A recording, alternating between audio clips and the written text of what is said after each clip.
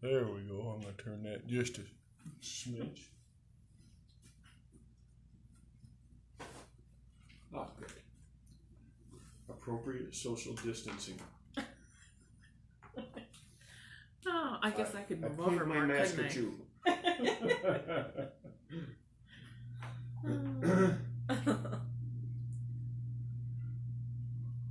Well, once again, my watch is screwed up.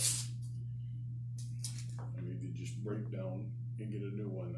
I got my $4.95 worth out of this. $4.95. Yeah, I don't pay much for watches. I can squeeze a turd Yeah. out of a buffalo nickel.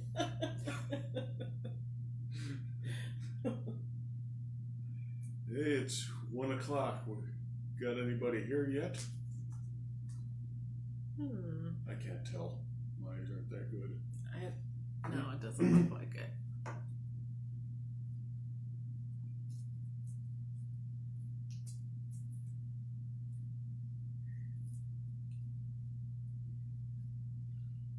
Well, we can always do what we do and they can watch it afterwards. Sure. So, I'll just start off for Sue. Just so you guys know that we don't really have a specific agenda with this. It's more or less at this point, see how it goes. We'll learn it together. A point of contact for us each to be able to share. So I guess that's where we're gonna start out. We don't have a specific. This isn't like a workshop where we're gonna sit here and tell you techniques for a half hour of what you can do to get over your grief. It doesn't work like that. What we can do is just use this as a point of contact to be with each other, and we'll navigate through this grief stuff together. So, Sue. Hi, I'm Sue Barden, and I think, I introduced myself last week. I do bereavement support. And so we were talking about today and what we were going to talk about, and Bob asked me if I would try to bring something. So I would like to, I was kind of going through some stuff and thinking about grief, and of course, you naturally think of your own personal circumstances and how grief has affected your life and what you may have experienced. And so I kind of reflected back. I've lost my parents, and I've had several people in my life that have passed away. But I think the hardest experience that I had was when my brother passed away.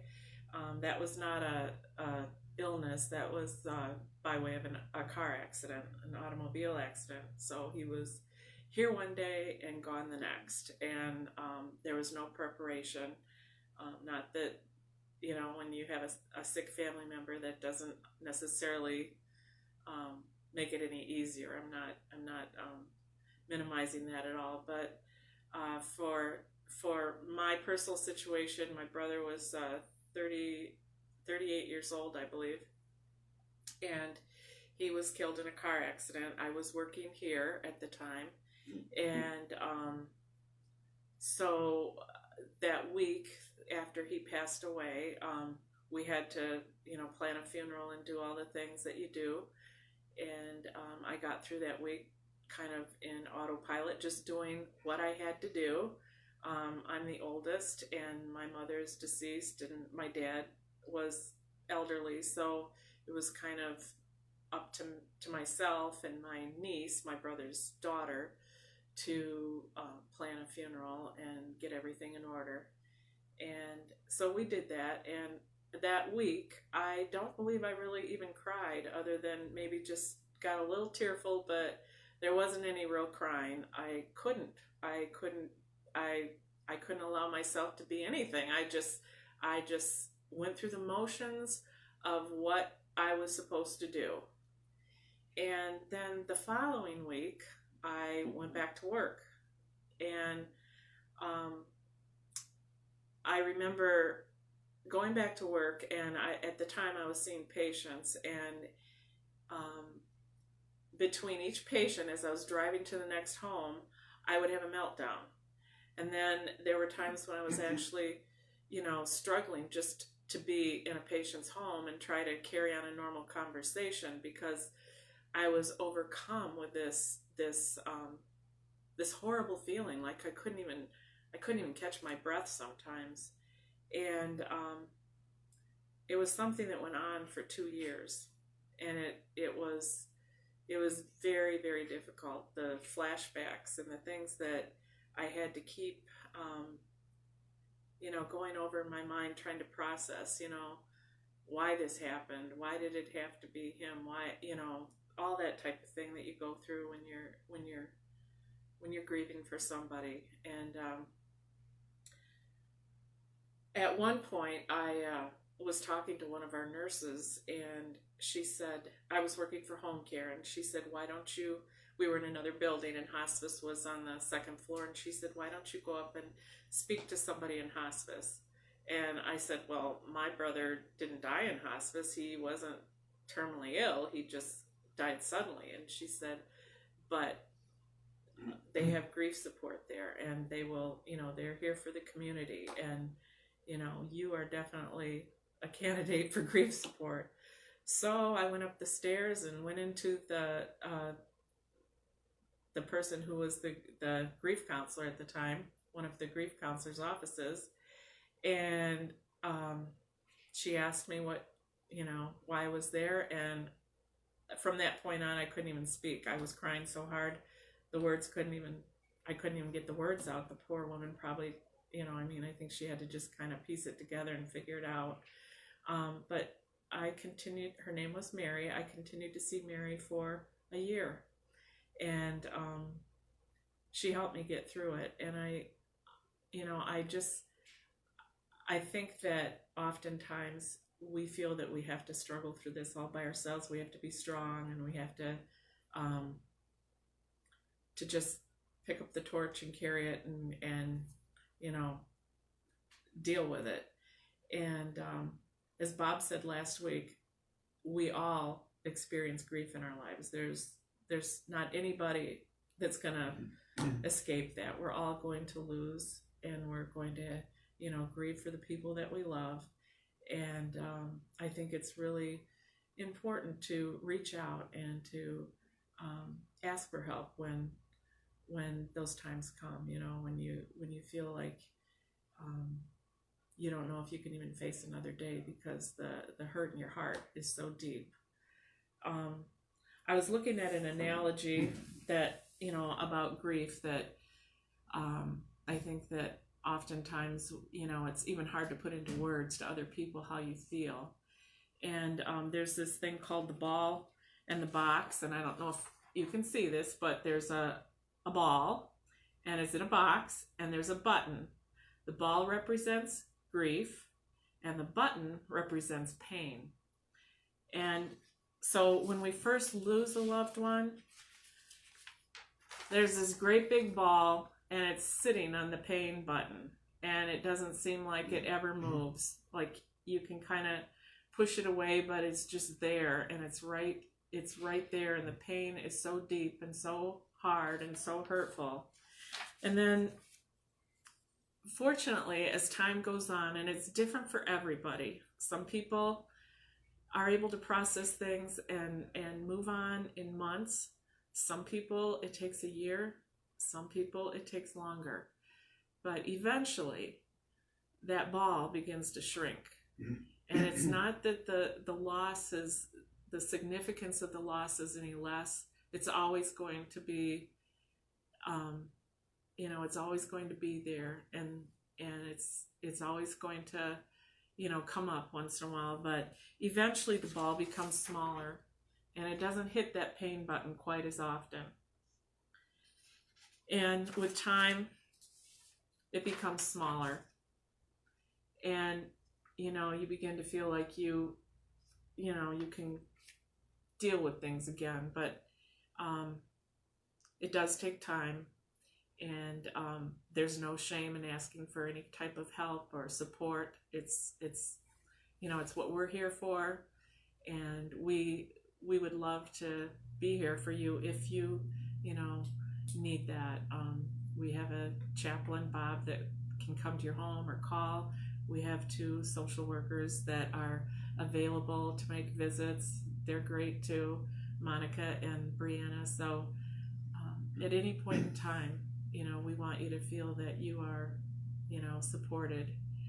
And let me ask you a question. So what's the right way to grieve, and who decided? I don't think there is a right way. I think that. So then that means there's no wrong way. There's no wrong way. By default. There's no wrong way.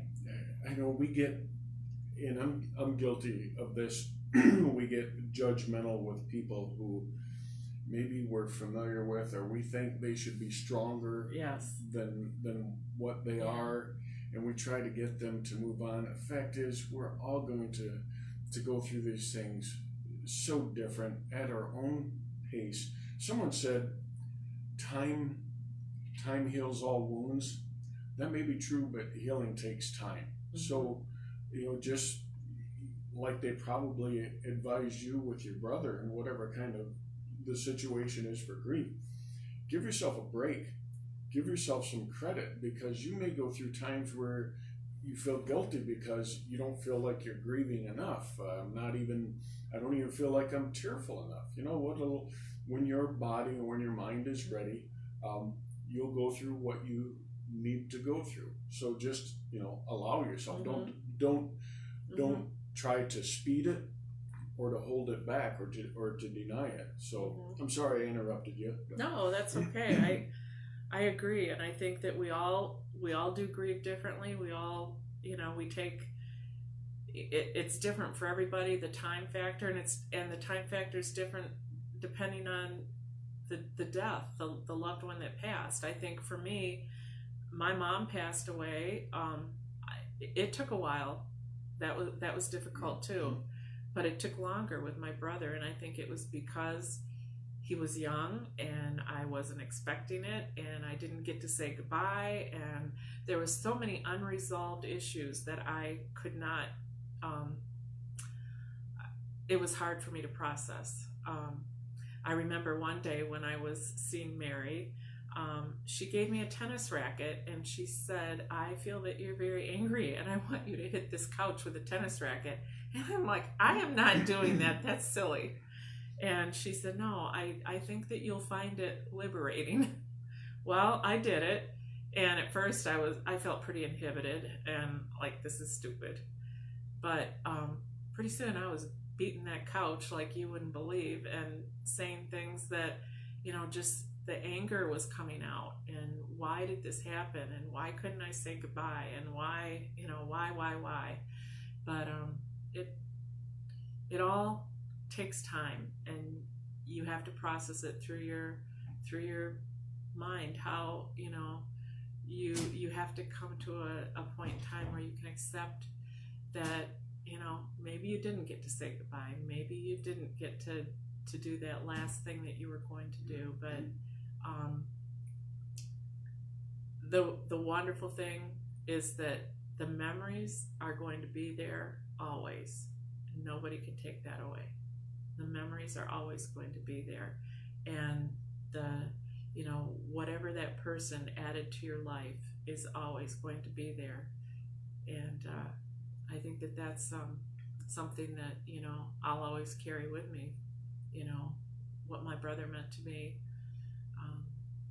and it's always, he's always with me. That part of him is always with me. So the memories, pardon me, the memories give us strength. Mm-hmm. If I focus on the memory or something that if you have good memories, for somehow that always seems to take away the pain. And if for those of you, many of you have been caregivers through a disease process, an advanced illness. Yeah. And when you're going through that, you're so focused on taking care of everything. I remember long time ago, I used to run ambulance, and I would go into a situation where there's a family just in complete panic, wanting you to come in and solve the issue. You're so focused on the emergency at hand, you don't feel any emotions at that time, no matter how grotesque the situation is or how emotionally taxing it could be, I would be fine.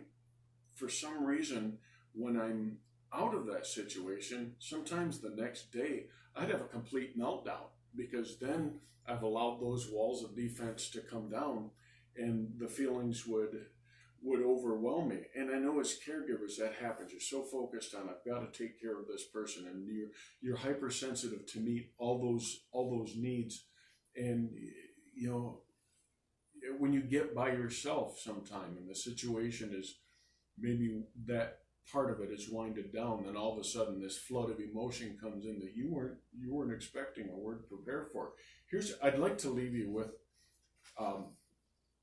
another thing that I wrote. I write a lot, and again, like I said last week, because my memory is not the greatest to remember all the details. So if I write it down, I'm sure to remember. But I would like to read this to you, and it's based on the fact that this is something we all need help with. Most of us have forgotten how to be in the moment.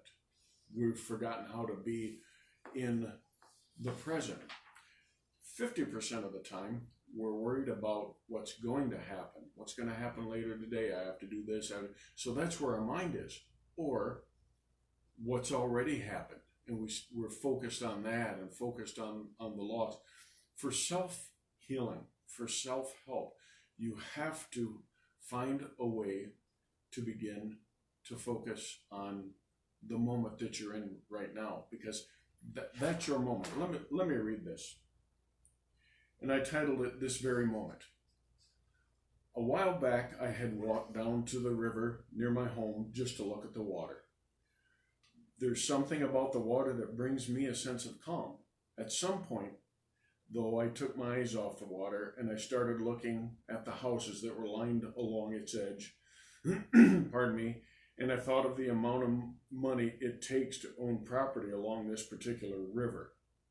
I've talked to people who have paid over $1 million for the lot just to demolish the house because all they wanted was the lot.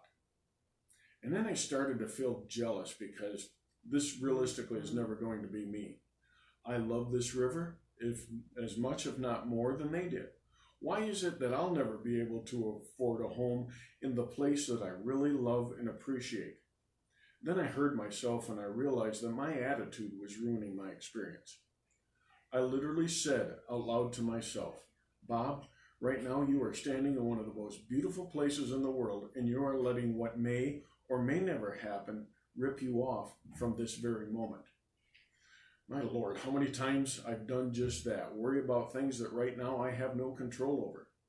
What I can control is what I choose to do with this gift called the present. I can choose to acknowledge that in this very moment, I can breathe. In this very moment, I can have peace. In this very moment, I can love, I can feel joy, and so on. Now I'm going to throw a scripture at you in Matthew 6 where Jesus said, that is why I tell you not to worry about everyday life, whether you have enough food or drink or enough clothes to wear. Isn't life more than food and your body more than clothing? Look at the birds. They don't plant or harvest or store food in barns. Your Heavenly Father feeds them. And aren't you far more valuable to Him than they are? Can your worries add a single moment to your life? Maybe it's best if we stop letting our worries rip us off from what we are already blessed with in this very moment. Hopefully I'm learning that lesson. It's not, it's a lifelong thing, because I do the typical start worrying about everything, and I have to remind myself to focus, to get back and where I'm at right now. Yes, we've had loss. We've had many. Yes, there's things that need to be taken care of in the future. But right now, I'm blessed with this very moment. And so are you. And maybe in the further we can, at some point, discuss when we get together some techniques of how to do that. But thank you guys so much. Sue, that was good. I like that analogy with the ball Plus, I like cartoons too. So there's that. Next time, throw a little Bug Bunny in there, and that'd Right. be awesome. But thank you so much. You can always get a hold of us, and ask us questions. I'm going to throw out my personal email to you just because it's easier to remember. If you have questions or you need something, you can always email me at bobthechurchbuilder@gmail.com, or you can call the hospice home here, and we would be glad to talk with you, answer questions, or learn this stuff together. So thanks again. You guys have a great day. And ignore the fact that I'm walking over to the phone.